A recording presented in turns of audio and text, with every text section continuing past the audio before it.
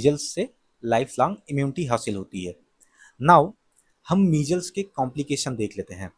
तो अलग अलग सिस्टम पर इसके अलग अलग कॉम्प्लिकेशन है।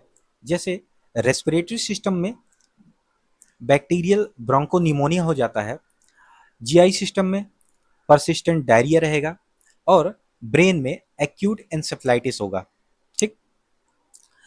और रेस्पिरेटरी सिस्टम में दूसरे कौन कौन से कॉम्प्लिकेशन हो सकते हैं? लैरिंजाइटिस हो सकता है, ट्रैकियाइटिस हो सकता है, ट्रैकिया का इन्फ्लेमेशन, ब्रोंकाइटिस हो सकता है और ब्रोंकिएक्टेसिस जिसमें ब्रोंकाई डायलेट कर जाती है। ठीक।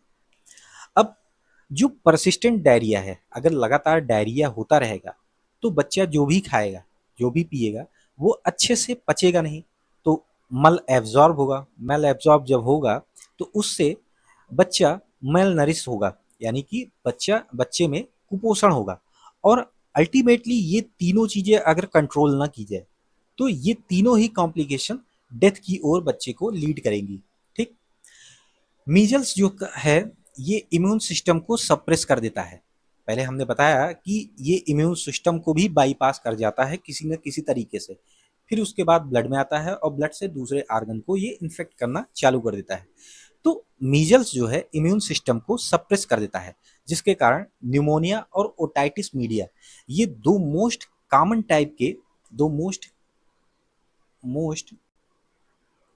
टाइप के कॉम्प्लिकेशन है जो बच्चों में हो जाते हैं। इसका एक सीरियस कॉम्प्लिकेशन होता है एंसेफ्लाइटिस का। ठीक। तो बच्चों में पोस्ट मीजल्स एंसेफ्लाइटिस होते हैं, जिसको हम सब एक्यूट स्क्लेरोजिंग पैन एंसेफ्लाइटिस बोलते हैं। पैन एंसेफ्लाइटिस मतलब कि inflammation of entire brain, inflammation of inflammation of entire brain. तो जब इन्फ्लामेशन होगा तो ब्रेन में क्या होगा? डैमेज होगा, और डैमेज होने के कारण उसका खामियाजा हमको उसके सिम्टम्स के रूप में हमको दिखाई देगा। तो पहले तो होता क्या है, पहले इनिशियली मूड चेंजेस होते हैं बच्चों में, लेकिन उसके बाद लगातार सीजर आने लगते हैं, कोमा हो जाता है, और इवन इसको अगर ट्रीट ना किया जाए तो डेथ तक हो सकती है। ठीक। मैंने ऐसे पेशेंट को देखा है, एसएससी के एस पीई के पेशेंट को मैंने देखा है, और बहुत बुरी कंडीशन हो जाती है, लगातार सीजर आते रहते हैं। ठीक। अब ये होता क्यों है? ये होता इसलिए है कि लगातार परसिस्टेंट मीजल्स इन्फेक्शन होते रहते हैं, लेकिन जो इम्यून रिस्पांस है वो ठीक से उसके प्रति इम्यून रिस्पांस हो नहीं पाता है, एबनॉर्मल इम्यून रिस्पांस होता है। तो इन दो कारणों से ये सब एक्यूट स्क्लेरोजिंग पैनएन्सेफलाइटिस हो जाती है बच्चों में। नाउ इसकी डायग्नोसिस कैसे करेंगे? तो सबसे पहले एक चीज याद रख लो कि हमको क्लिनिकल डायग्नोसिस इसका बनाना है। मेन जो होता है क्लिनिकल डायग्नोसिस कैसे करेंगे कि फीवर आएगा प्लस सी क्यूब, सी की पावर 3, क्या है वो? कफ, कोराइजा और कंजक्टिवाइटिस। और क्या होगा? कॉप्लिक स्पॉट और टिपिकल रैसेस जो कि सेफेलोकॉडल प्रोग्रेशन में हो रहे हैं। ठीक। नाउ इसको कंफर्म करने के लिए हम सेरोलॉजी टेस्ट करवाते हैं। सेरोलॉजी मतलब सीरम का टेस्ट। ठीक। तो हम सीरम में क्या ढूंढते हैं? इसके खिलाफ बनने वाली एंटीबॉडी, यानी मीजल्स के खिलाफ बनने वाली एंटीबॉडी को हम देखते हैं। आईजीएम, अगर हमको इसको लिखना रहेगा तो हम लिखेंगे आईजीएम, एंटीबॉडी फॉर मीजल्स। ठीक। एक दूसरा टेस्ट भी होता है RTPCR for measles. Now treatment की ओर जाते हैं। तो ट्रीटमेंट हमेशा सपोर्टिव देना है। ठीक। हमको पेशेंट को बस सपोर्ट करना है। कैसे सपोर्ट करेंगे? पेशेंट को बेड रेस्ट के लिए कहेंगे, और हम रैश के अपीयर होने के 7 दिन बाद तक उसको आइसोलेट कर देंगे 7 दिन के लिए। ठीक। क्यों? क्योंकि मोस्ट कंटेजियस स्टेट होती है बॉडी की, उसमें ये इन्फेक्शन को स्प्रेड कर सकता है। ठीक। फैला सकता है।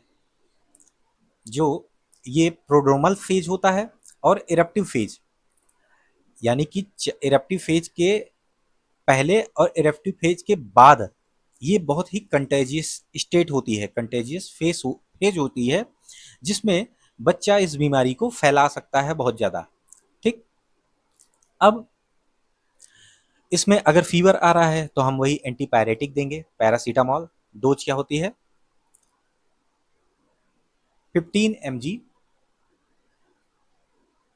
पर केजी बॉडी वेट पर डोज, यानी कि एक डोज में हम जितना किलो का बच्चा होगा उसमें 15 से मल्टीप्लाई करके उतनी डोज हमको देनी है।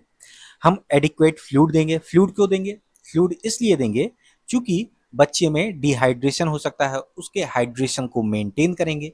और हम उसको लाइट डाइट देंगे, यानी कि बहुत हल्का खाना देंगे, ये नहीं कि उसको कुछ भी ला करके खिला दे रहे हैं। अगर कफ जो है बहुत सीवियर आता है तो हम कफ सिरप की ओर जाएंगे। नाउ विटामिन ए सप्लीमेंटेशन देना है डब्ल्यूएचओ के अकॉर्डिंग, क्योंकि ये जो है इन्फेक्शन से लड़ने में भी काम आएगा और जो मेल न्यूट्रिशन हो रहा है उसको भी कवर करेगा। तो कैसे देना है? अगर 6 महीने से कम का बच्चा है तो 50,000 international unit once a day for 2 days, यानी कि एक एक दिन में 50,000 इंटरनेशनल यूनिट देना है। नाउ अगर 6 से 12 महीने का है तो 1 लाख इंटरनेशनल यूनिट ओडी में फॉर 2 days। और मोर देन 1 ईयर है तो 2 लाख इंटरनेशनल यूनिट ओडी में फॉर 2 days। अब हमें एंटीबायोटिक नहीं यूज करनी है। क्यों नहीं यूज करनी है? क्योंकि वायरल इन्फेक्शन है। लेकिन यूज करते हैं। कहाँ यूज करेंगे? जब सेकेंडरी बैक्टीरियल इन्फेक्शन हो जाएगा। कहाँ कहाँ? जैसे middle ear infection, otitis media, या अगर न्यूमोनिया हो रहा है तो इन सब के केसेस में हमको एंटीबायोटिक्स यूज करना पड़ जाएगा। नाउ हम बच्चे के पेरेंट्स को क्या एडवाइस करेंगे? बच्चे के जो पेरेंट्स हैं उनको एडवाइस करना है कि बच्चे का न्यूट्रिशन, उसके हाइड्रेशन को मेंटेन करके रखे। दूसरा, बच्चे को एक क्लीन एनवायरनमेंट में जहाँ पर वेंटिलेशन हो, जहाँ पर एयर फ्लो अच्छा हो, वहाँ पर हम बच्चे को रखेंगे। हम बच्चे को रेस्ट करवाएंगे। हमको उसे स्कूल नहीं भेजना है, उसको पब्लिक प्लेसेस पे नहीं भेजने हैं, तो ये हमको अवॉइड करवाना है बच्चे से। और वैक्सीनेशन करवाना है जो उनके क्लोज कॉन्टैक्ट्स में आए, या जो उनके भाई बहन हों जो अभी छोटे हैं, उनको हम वैक्सीनेशन करवाएंगे अगर वो इम्यूनाइज नहीं है। अब एक चीज़ देखो कि हमेशा जो प्रिवेंशन होता है वो क्योर से ज़्यादा अच्छा होता है। Prevention is better than cure. क्यों? क्योंकि जब हम प्रिवेंशन कर लेंगे तो हमको आगे इस बीमारी के होने के चांसेस बहुत कम रह जाते हैं। तो इसके लिए वैक्सीनेशन किया जाता है भारत सरकार द्वारा। इस वैक्सीन का नाम है MMR वैक्सीन, यानी कि मम्स, मीजल्स और रूबेला, 3 डिजीज की वैक्सीन एक साथ। ठीक। ये लाइव एटीन्यूटेड वैक्सीन है। लाइव एटीन्यूटेड का मतलब क्या है? कि ये जो है वायरस है जो कि जिंदा है, लेकिन एटीन्यूटेड है, यानी कि वीकर फॉर्म है उसका। ये डिजीज कॉज नहीं कर सकता, बस हमारे इम्यून सिस्टम को ट्रेन कर सकता है। और एक बार अगर ट्रेन हो गया तो वो अगर अगली बार वैसा वायरस आता है तो उसको पहचान करके वो उसके खिलाफ एक्शन लेना स्टार्ट कर देगा। ठीक। अब नेशनल इम्यूनाइजेशन स्कीम के तहत जो मीजल्स की वैक्सीन है ये बच्चों में लगाई जाती है। कब कब जाती है? तो MR1 वैक्सीन, यानी कि measles rubella vaccine, 9 month complete होने पर। और दूसरी वैक्सीन जो लगती है वो 16 से 24 मंथ के बीच में। ठीक। मैक्सिमम एज इसका वैक्सीन लगाने का कब तक होता है? Up to 5 year. कितना डोज लगाएंगे? 0.5 ml हम डोज लगाएंगे। किस रूट में लगाना है? तो सब क्यूटेनियस रूट में लगाना है। और साइट क्या होगी? साइट होगी राइट अपर आर्म में। तो राइट अपर आर्म में 0.5 ml सबक्यूटेनियस हमको इस वैक्सीन को लगाना रहेगा। और इसी के साथ ये मीजल्स वायरस खत्म हो रहा है।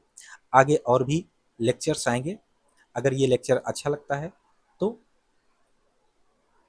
चैनल को लाइक करें, सब्सक्राइब करें। और दूसरी चीज़, अगर इससे रिलेटेड आपको क्वेश्चंस हैं तो उसको कमेंट सेक्शन में पूछना ना भूलें। और नाउ हम भूल गए कि एक क्वेश्चन आपको दिए थे। अब उस क्वेश्चन को आप भली भांति लगा सकते हैं इसको पढ़ने के बाद। चूंकि व्हाइट स्पॉट है एरिथमेटस बेस पर, तो ये साइन है कॉप्लिक स्पॉट का। कहाँ पर है? बक्कल म्यूकोसा के अपोजिट साइड, मतलब लोअर मोलर के अपोजिट साइड बक्कल म्यूकोसा में। ठीक। और क्या है?